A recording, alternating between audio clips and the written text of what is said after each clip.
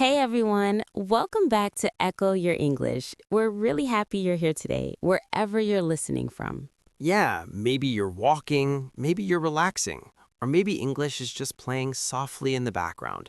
Either way, thanks for being with us. So, Ryan, I was thinking about something earlier today. How many things we say in English without even noticing? Oh, absolutely. Those tiny phrases that just come out automatically. Exactly. We don't plan them, we don't think about them, they just appear. And if you stop and listen, you realize they're everywhere. I probably used one already. Same here. For example, to be honest, I say that all the time. Me too. And what's funny is, I'm usually already being honest. Right, it's not like you were lying before. It's more like a signal, like, hey, I'm about to say something a little personal. Yes, or maybe something a bit uncomfortable. Exactly. To be honest feels like a soft warning. Another one I hear constantly is, I guess. Oh, yeah, that one is everywhere. People say, I guess so, even when they clearly agree. I think I guess makes opinions feel lighter, less serious. Less pressure. Yeah, like you're leaving room for other ideas. I use kind of in the same way. Oh, same, all the time. I'll say, I'm kind of tired when I'm actually exhausted. I do that too. It's like we don't want to sound dramatic Or needy. or too intense. And then there's, you know. Ah, yes, the classic. I didn't even notice how often I said it until I started listening to myself. Same here. Once you notice it, you can't unhear it. You know feels like we're checking in with the listener. Like asking, are you with me? Or does this make sense? Even if we don't wait for an answer. Exactly. And what's interesting is native speakers use these phrases constantly, but we never learn them from textbooks. Never. They're not taught, they're absorbed. You hear them again and again, and one day you're using them without trying. And that's when English starts to feel natural, Not perfect, just natural. which is way more important. I think that's something learners don't hear enough. Natural English isn't about sounding perfect.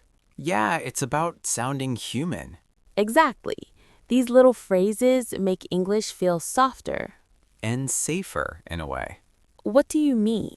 Well, when you say something directly, it can feel strong. But when you add I think or maybe, it gives the sentence breathing room. That's true. Like when someone says, you're wrong versus, I think you might be wrong. Same idea, totally different feeling. And we do that all the time without realizing it. Another one I notice is actually. Oh, yes. Actually is interesting. Sometimes it means correction. Sometimes it just means emphasis. Or surprise, like, actually, I really enjoyed it. Right, it's such a small word, but it changes the tone completely. I think tone is really the key here. Definitely. These phrases don't add information, they add emotion. They show hesitation, confidence, kindness, doubt. And comfort. Comfort is a good word. When I hear someone use these phrases naturally, I relax. Me too. It feels like a conversation, not a presentation. Exactly. No one talks in full, clean sentences all the time. That would be exhausting. And honestly, a little strange. Another phrase I catch myself using is I mean. Oh, that one's everywhere. I use it when I want to explain myself again. Or fix what you just said. Yes, like it was fun. It was fun, but also tiring. It gives you a second chance. And that's comforting too, Especially when you're thinking while speaking. which is most of the time. Exactly. Very few people fully plan what they say. We think and speak at the same time. And these phrases help us do that. They buy us time. Without silence feeling awkward. Silence can feel scary in a second language, Very scary. But these phrases fill the space gently. and they make the speaker feel less exposed. I like that way of putting it. Me too. And the interesting thing is, learners often think these phrases are mistakes, Yeah, they think they're bad English but actually, they're very advanced. because they show awareness of tone.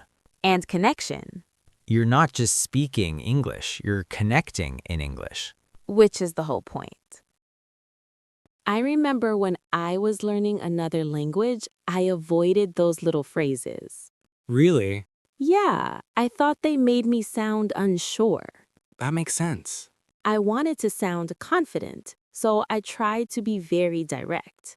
And how did that feel? Honestly, a bit cold. Yeah, directness without softening can feel sharp.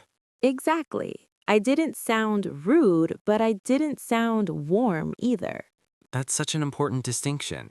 And once I started copying how native speakers spoke, everything changed. Copying is powerful. I didn't study those phrases, I just noticed them. That's how it works, really. You hear kind of again and again, and suddenly it's in your mouth. And you don't even remember deciding to use it. Exactly.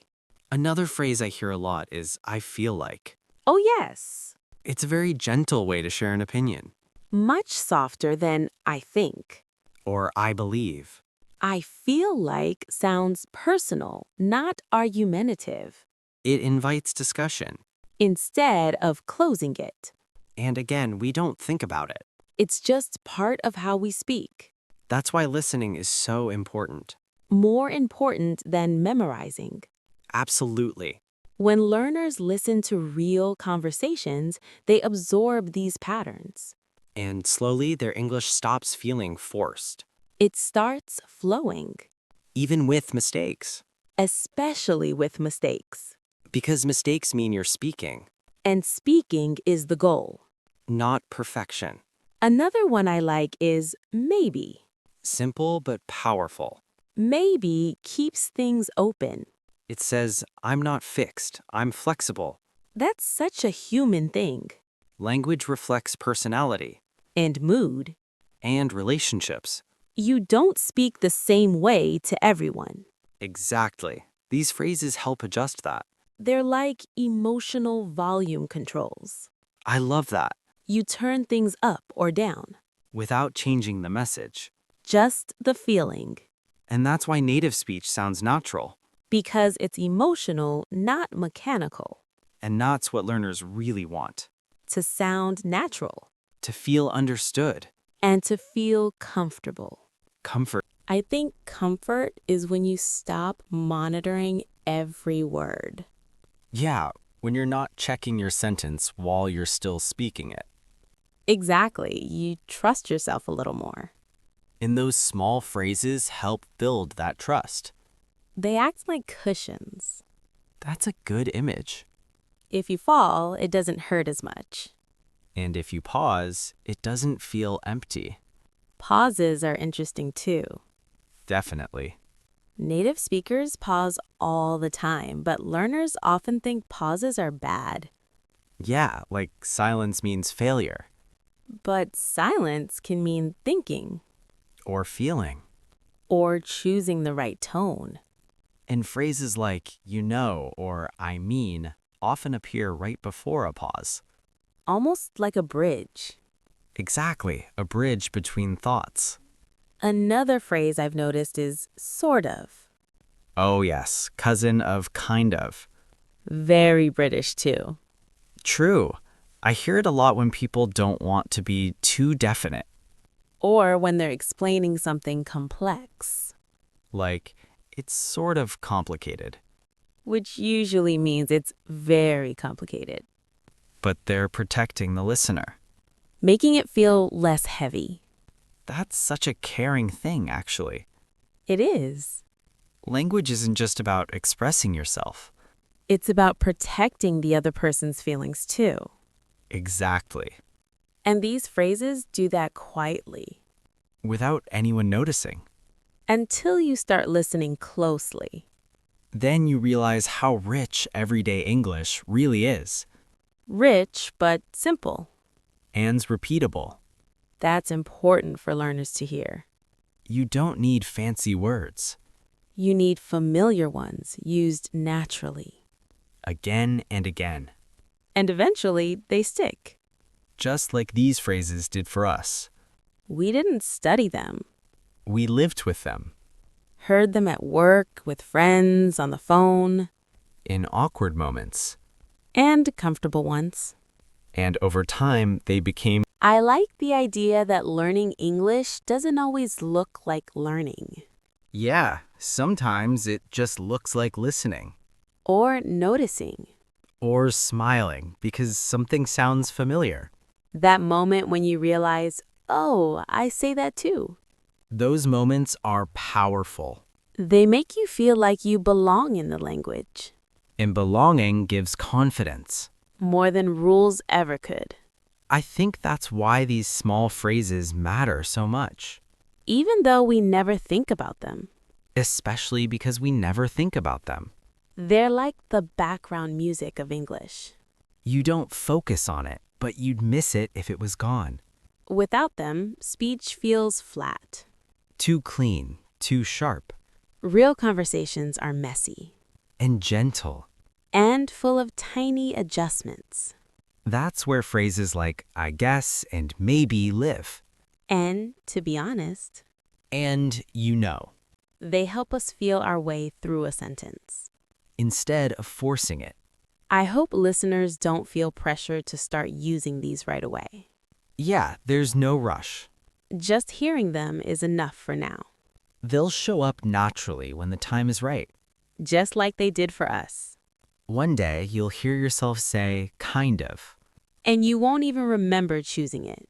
And that's a good sign. It means English is becoming part of you.